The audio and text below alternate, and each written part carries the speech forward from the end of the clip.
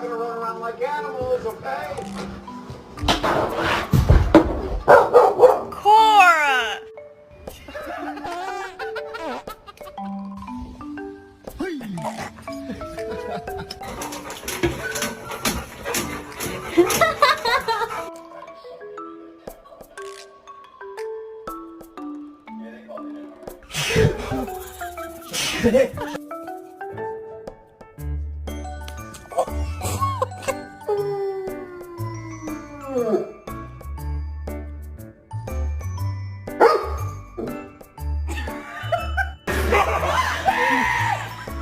Show me the fridge.